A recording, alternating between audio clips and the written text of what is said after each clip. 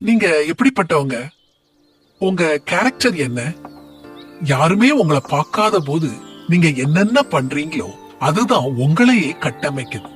அந்த சாதாரண அமைதியான தருணங்கள்ல தான் உங்க பண்புகள் உருவாகுது. நீங்க வாசிக்கிற புத்தகங்கள் நீங்க பேசும் வார்த்தைகளை வடிவமைக்குது. உங்களுடைய அன்றாட கட்டுப்பாடான வாழ்க்கை உங்களுக்கு தன்னம்பிக்கையை ஊட்டுது. அத மற்றவங்க பாக்குறாங்க.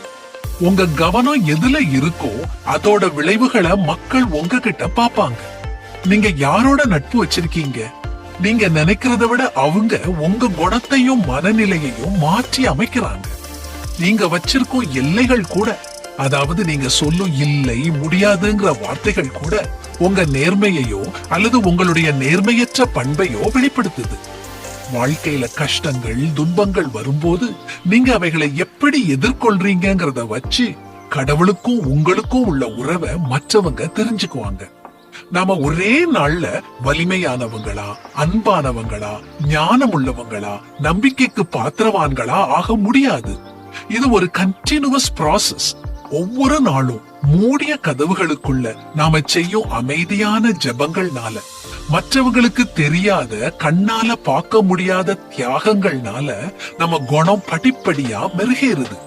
கடைசியா நம்ம தனிப்பட்ட வாழ்க்கை பொது வாழ்வுல வெளிப்படுது.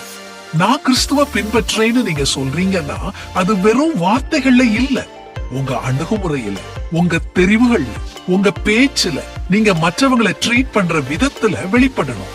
நீங்க வாயை திறந்து அறிக்கையிட்டு உங்க கடவுள் நம்பிக்கைய நிரூபிக்க வேண்டாம். வாழ்ந்து காட்டுங்க. உங்க வாழ்க்கை பேசும். அத மக்கள் பாக்குறாங்க. எல்லாத்துக்கும் மேல ஆண்டவர் பாக்குறாரு. அழிந்து போகிற பொன் அக்கினியினாலே சோதிக்கப்படும்.